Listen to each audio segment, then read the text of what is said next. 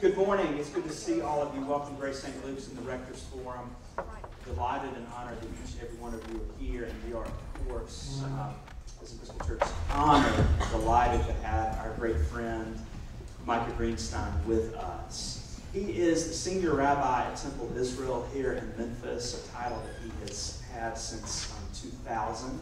He worked at Temple Israel a few years before that, so he's now fully a Memphian. Not only is Micah a great friend of this parish, he is one of our favorite teachers, which is a really good thing because one of the meanings of the word rabbi is just that, teacher. And if there's anything we enjoy, love when he is with us, it's how much we learn from him and with him. I want, however, to say a little bit more about his topic this Sunday than I say about him. His topic this Sunday is beauty. He's with us for 3 weeks.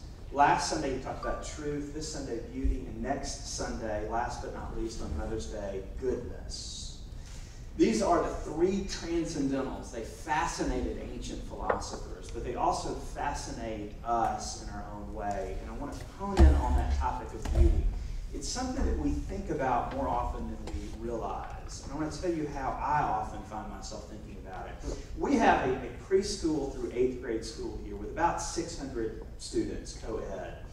And I often find us coming back to this theme of beauty. What makes something, and even more importantly, what makes a person beautiful? There is this incredible scene, if any of you have read Harry Potter, that hits at this brilliantly, where Harry, and he's 12 at the most, or 13, he looks into this mirror, and it's called in the book the Mirror of Erised. And when you look into the Mirror of Erised, you don't just simply see yourself, although you do see yourself. What you really see is what you most deeply desire, more than anything else. And Erised is desire spelled backwards. So when Harry, in this poignant moment in the book, when he looks into this mirror, he sees what he longs for more than anything else. With kids, that image is really powerful because they are used to looking in mirrors and seeing things, and even at a young age, seeing things they love and seeing things that they don't love. And from a very young age, struggling with what they look like.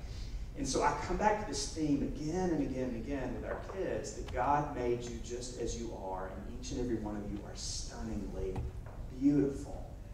What beauty, when we understand it properly, ultimately unlocks for us is what we most deeply desire. And it's something that at every age we really wrestle with, this concept of beauty.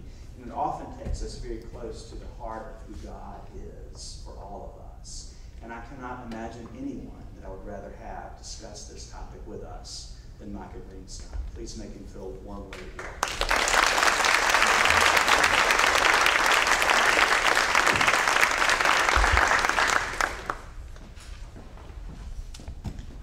Thank you so much.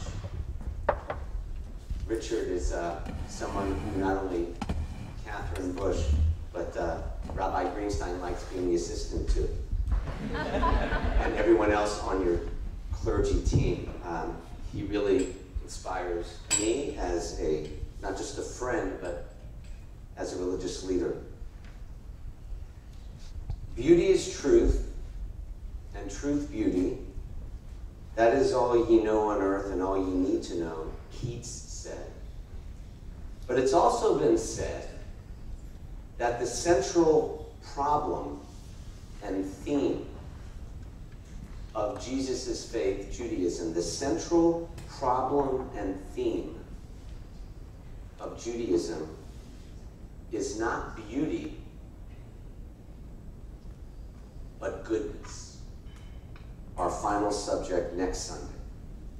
One could say that it is what we are discussing in this Rector's Forum these 3 weeks, a deeper appreciation of truth, beauty, and goodness, and the striving of knowledge you Episcopalians do that makes life worth living.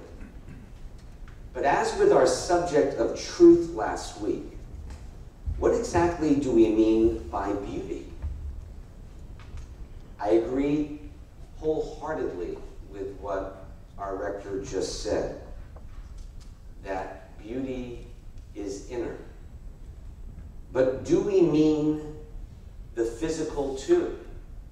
Do we not mean the physical too?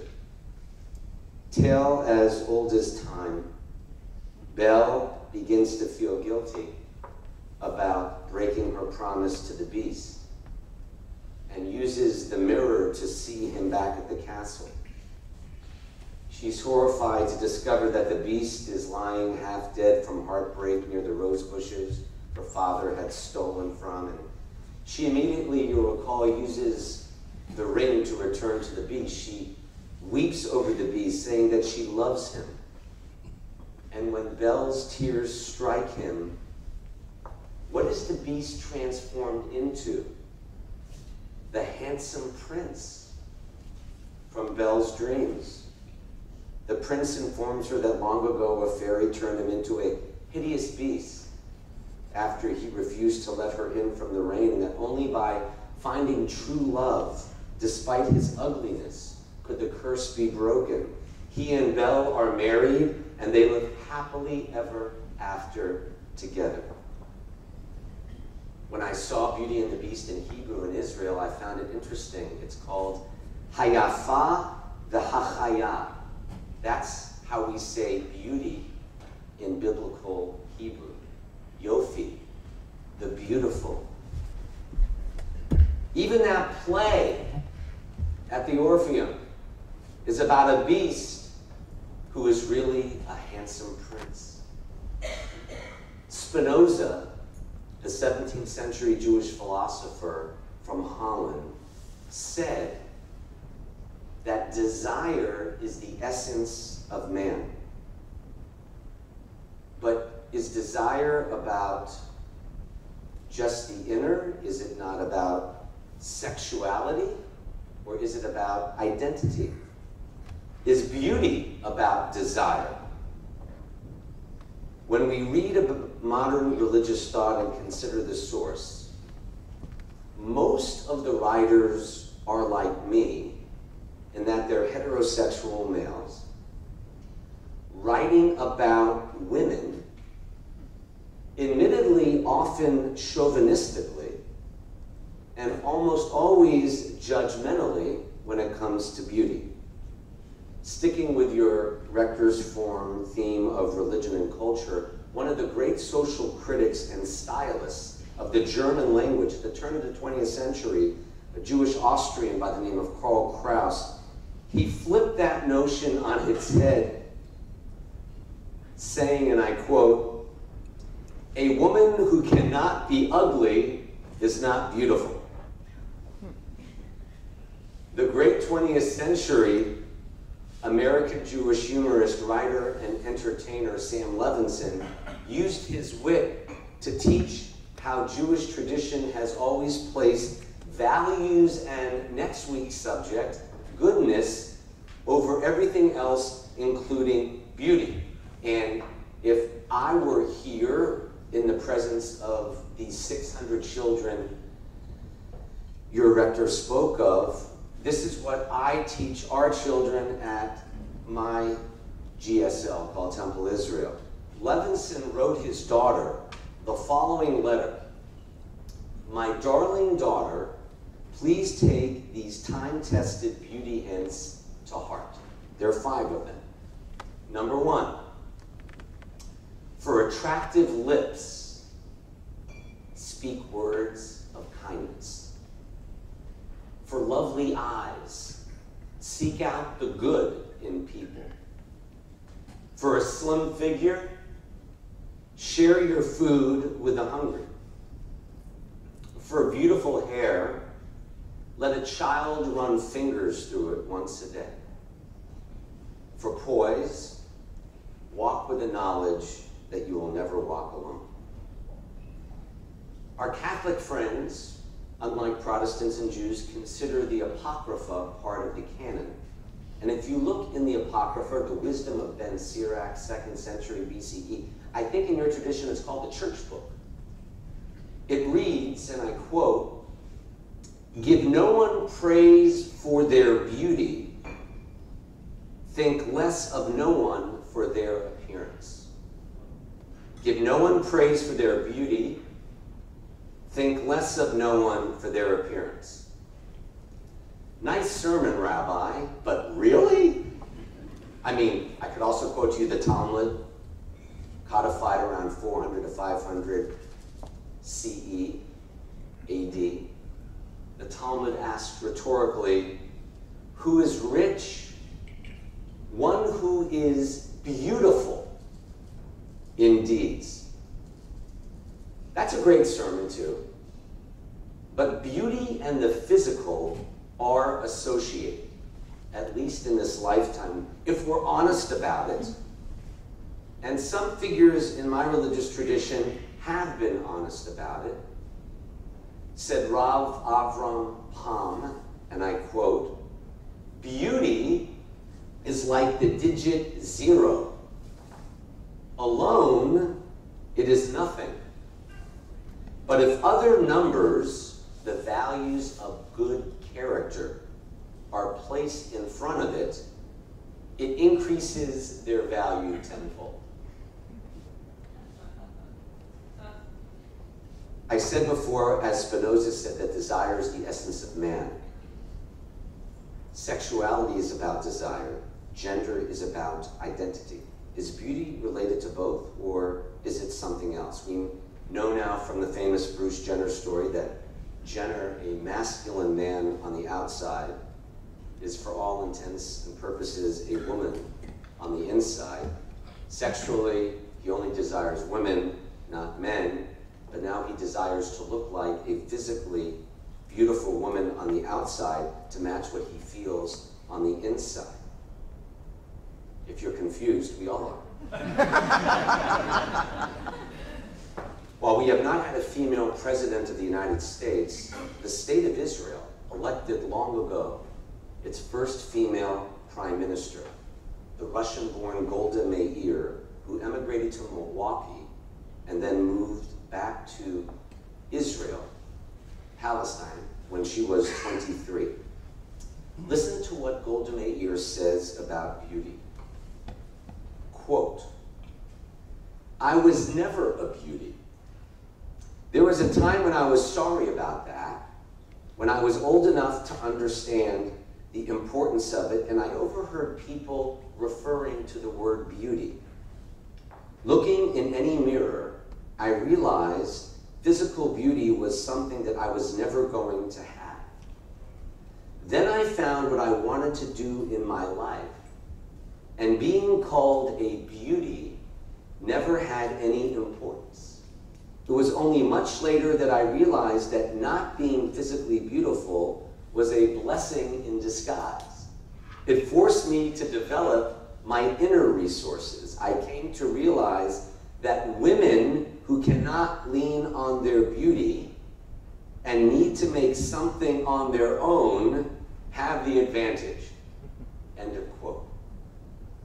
The Greeks taught that the beautiful was holy. That's why all those sculptures have no physical defects. If a baby was born with a look not deemed beautiful physically, the Greeks left the baby on the mountainside to die. They practiced infanticide. It would just die after a day if a baby was born with Downs or physically deformed. After a day, it went to sleep.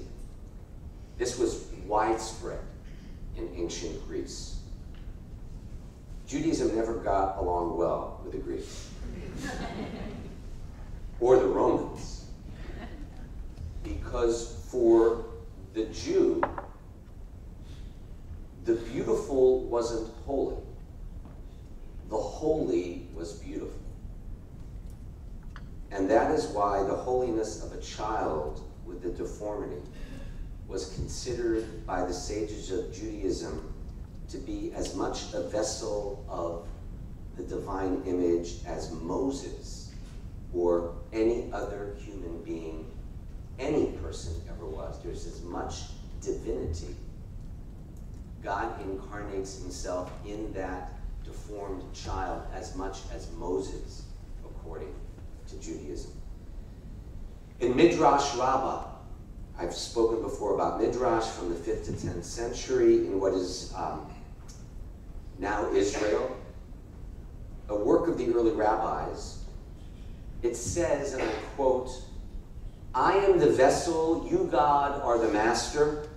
Fashion me in beauty so you may receive praise for your workmanship." But again, what do we mean by beauty? Clearly, in a spiritual context, we mean inner beauty. We might even say that beauty is God's therapy. If it's described the way we might describe this very day.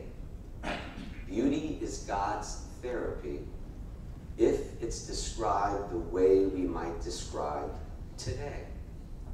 Today is here. Breathe in the fresh, cool air. Enjoy the patches of sunshine. Mix with sincere friends. Exchange ideas and see the beautiful, not the ugly side of life. Beauty is God's therapy. It is there for all to enjoy today. But there is no Gnostic duality in my faith tradition. The body is not sinful in Judaism.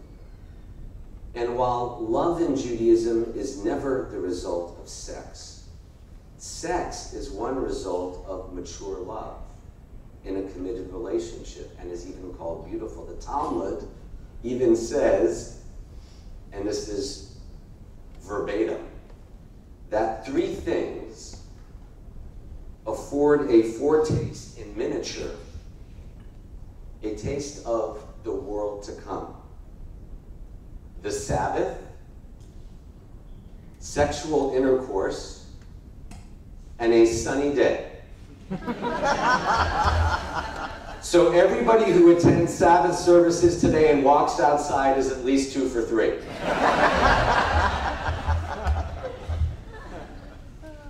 But in all seriousness, what's behind this is not the adoration of the physical. The most important, beautiful sexual organ you have is your heart. That is why in understanding the link between beauty and the physical, one of the great rabbis, the Baal Shem Tov, said hundreds of years ago, and again, he was clearly a heterosexual man. He said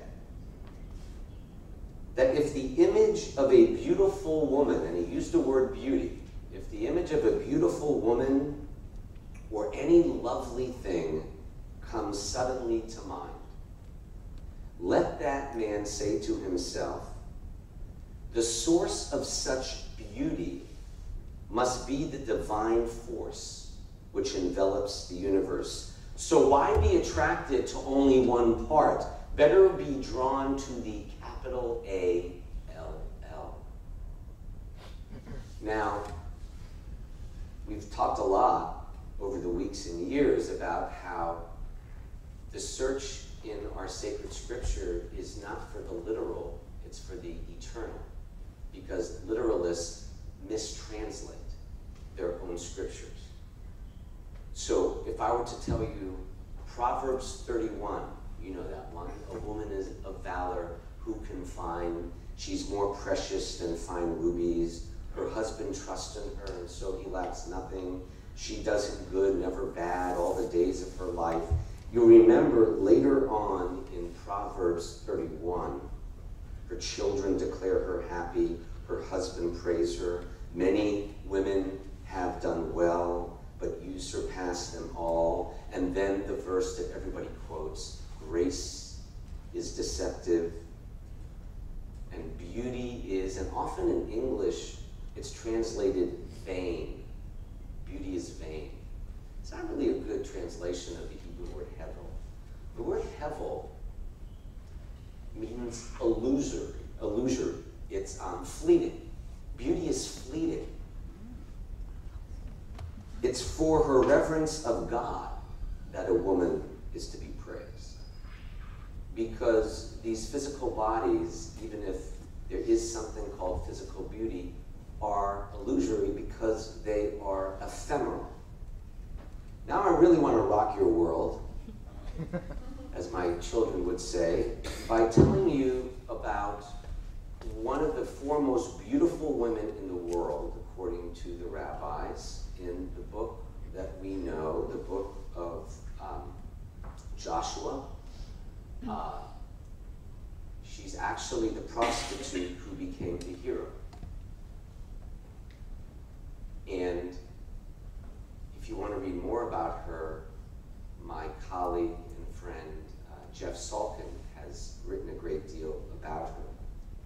You know the story in Numbers 13 when Moses sends spies out to the land of Israel. They're asked to report back about the land. 12 spies, one from each tribe. They travel the land for 40 days. They return to the camp with pomegranates, figs, you know, the Manischewitz logo. Cluster of grapes so large it takes 2 people to carry it. The land is flowing with milk and honey, but the people who live there are powerful. The spies say, we're like grasshoppers compared to them. The people begin to cry, saying it'd be better to go back to Egypt. But 2 of the spies, Caleb and Joshua, speak positively about the land. They say, we can do it. The other 10 spies have a negative report. There's a rebellion. God becomes angry with the people, ready to kill them. Moses pleads with God for forgiveness. God forgives the people, but punishes them to wander in the desert for 40 years, 1 year for each day the spies were in the land.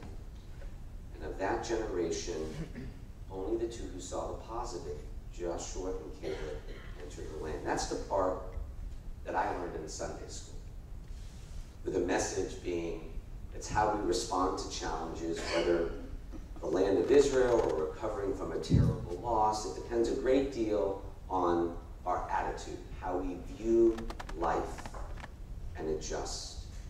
Joshua and Caleb being the example. But that's not where the story ends, of course. The book of Joshua. It may not be the most pleasant topic in the world, but as my friend Jeff Salkin says, here goes. It's time to talk about prostitutes. Our image of prostitutes generally comes from the news media. Sting operations, arrests, scandals involving prominent politicians and celebrities. The absolute horror of sex trafficking and the international sex trade.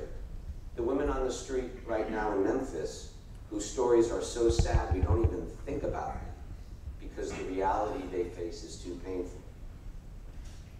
But then there are movies that influence our perception of hookers, like Julia Roberts in Pretty Woman. That's the name of the movie, Vivian.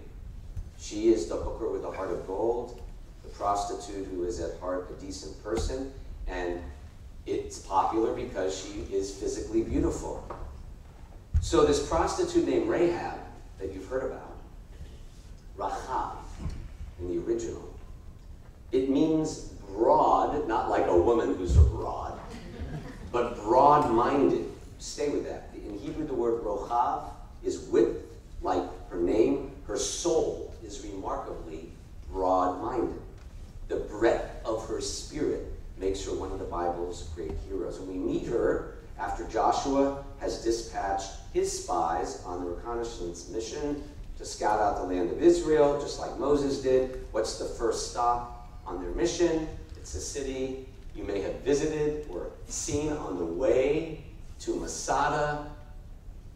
It's the oldest city in the world. It sits close to the Jordan River on the very border of the land of Israel. It's the city of Jericho. Very good. So the spies come to the house of Rahab and they spend the night there. The story's just started, and already my forebears, the prudish rabbis, who were its earlier interpreters, raised their hands in protest, and they say, excuse us, it's true that Rahab is described as being, in Hebrew, a zonah, prostitute. Certainly true that the word zonah means prostitute, but maybe the word zonah, I've done this with you before, how you can play a little game with the Hebrew. It is derived from the same root as zn, which also means sustenance, as in the word for food, or the smell in here of the bacon that draws you in. The word for hunger is mazon. Maybe it's food. Maybe Rahab was not really a prostitute, but maybe she had a bed and breakfast. She was... Sorry, rabbis, there's no way around it. Truth is that she was a prostitute. Even modern Hebrew admits this, because a prostitute in modern Hebrew is known as mibeit racha, which means from the house of Rahab.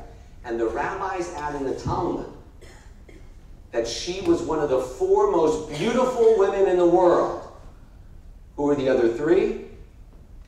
Sarah, Abigail, David's, one of his many wives, and Esther. They are considered the 4 most beautiful women in the world. Rahab, Sarah, Abigail, and Esther. The rabbis even said, and I'm not making this up, check Talmud Megillah 15b. They said that if a man was experiencing impotence, just saying, Rahab, Rahab, would solve the problem. No need for Viagra. The rabbis then share more fantasies, I'll spare you. But the bottom line is that the text needs her to be a prostitute since she carried weight, and it was her beauty, physical, unfortunately, that people superficially saw. She lives in a house on the edge of Jericho, which is on the edge of the land of Israel. Interesting, isn't it? Prostitutes have to live on the edge of society, like Rahab did. But the paradox is that Jeff Salkin teaches is that the redemption of the Jewish people, the quintessential outsider people, happens through the agency of the quintessential outsider, beautiful woman. Because you know the story, when the king of Jericho learns about the presence of the spies, he sends word to Rahab demanding that she surrender them. She refuses to do so. She takes the men, hides them, tells the king's men, it's true that the men did come to me, but I didn't know where they were from. It was dark. The gate to the city was about to close. The men left, and I don't know where they went. Quick, go after them, king's men, for you can overtake them. Where have we heard this kind of deception before? I'll quote other part of the Bible, you know. The Hebrew women are not like the Egyptian women. Before the midwife can come to them, they've given birth. It's the story of Moses. And who are the heroes of that story? The midwives, Shiphrah and Puah, who refused to murder the Hebrew infants and baby Moses. So like Shiphrah and Puah, this beautiful prostitute is proactive, smart, tricky, unafraid to disobey the king. You know, she's taken the spies to the roof. She's hidden them under stalks of flax. Before the men can go to sleep, she climbs back up to the roof. And listen to what she says in Joshua 2:9. I know that God has given the country to you. We've heard, all of us, of how the Lord dried up the waters of the Sea of Reeds for you when you left Egypt. The Lord your God is the only God in heaven above and on earth below. Is this not unbelievable? The first one to declare monotheism to the Jewish people is an outsider who's described as one of the 4 most beautiful women in the world, who's a prostitute.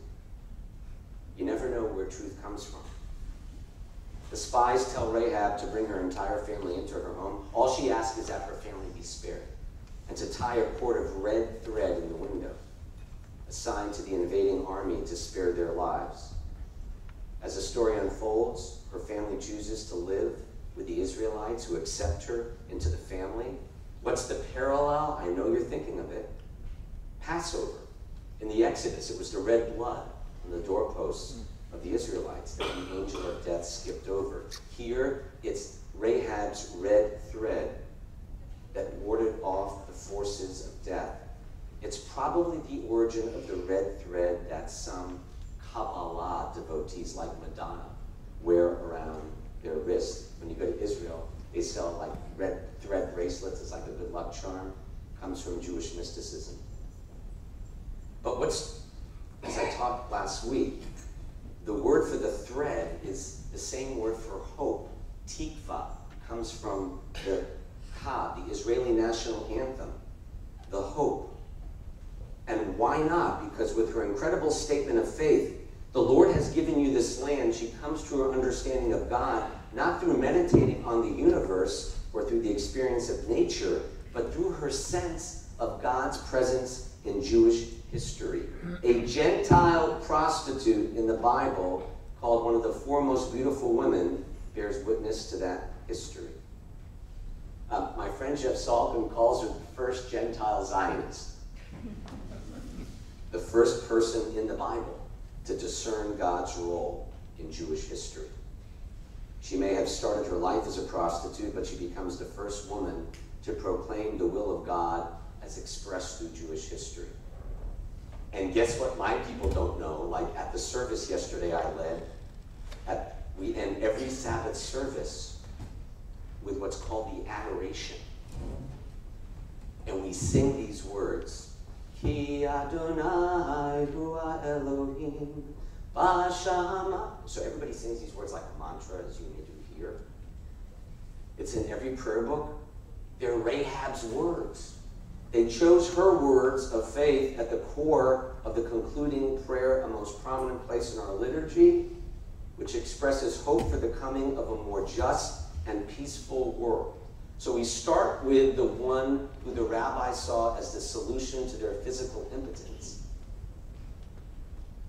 And they included her words of the acceptance of God because she said publicly that the one God we speak of is the only God in heaven and earth. So what finally happens to this Rahab, by the way? It's interesting to see what the rabbis did with her.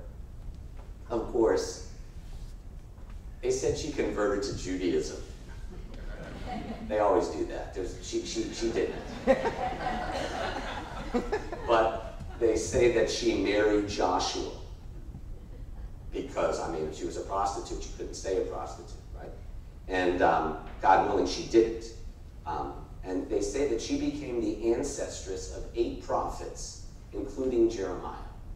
Now, I'm not sure, none of us are sure about that, but one thing's clear. Her name, which means broad-minded, she broadened the story for us. Not just the story of the Jewish people, she made bigger history. She teaches us not to judge people where we're from, it's who they become. And she broadens our understanding of the word beauty, because she teaches us not to judge where people are from, it's who they become and who their souls really are. That's the beauty of one of the 4 most beautiful women beyond the early rabbinic fascination with her physicality. And when we look at the other ones whom they considered physically drop-dead gorgeous, Esther, you know, who's the real hero in the Esther story? Well, of course, Esther, she enters the beauty pageant. She wins because of her physical beauty. Remember Vashti? Vashti, some say in English. She was the first woman who stood up and refused to parade naked for the men and the king. And they killed her. Maybe we should resurrect her beauty and not just the Esthers. I want to leave more time for questions, but I want to shift than I did last week. But I want to end with something most people do not know in the Jewish faith, in the Christian faith, in any faith, and that is the highest compliment you can pay a person in Judaism. There is a word called mensch. If you've ever heard the word mensch. A mensch is a decent human being. Sei mensch in Yiddish means be generous, kind, compassionate, loving, gracious, true, all those things. If somebody calls you a schmuck, it's not a good thing. They're not complimenting. But a mensch, many people presume, is the highest compliment. There is one higher compliment than calling someone a mensch, just a good person. And that phrase is, Shena Yid. Be a beautiful, Shena is beautiful. If you know any girl named Shena, it means beautiful. Yid is a Jew. When you call someone a beautiful Jew, a Shena Yid, it has nothing to do with physicality. It has everything to do with what Richard started us on this morning, to do with those inner qualities that reflect back when you look in the mirror, the image of God, and how you show that image, show the beauty of God through your life, your deeds, your actions, your way. And so that's why I found it fascinating in preparing this talk. It dawned on me that the highest praise you could give a person is to be a beautiful Jew. And we might say, when we say be a good Christian, what does that really mean? It means the same thing. It means to embody those religious values that make not only life worth living, but give us purpose and significance in this lifetime. Thank you very much. Okay. That's the end of what I prepared.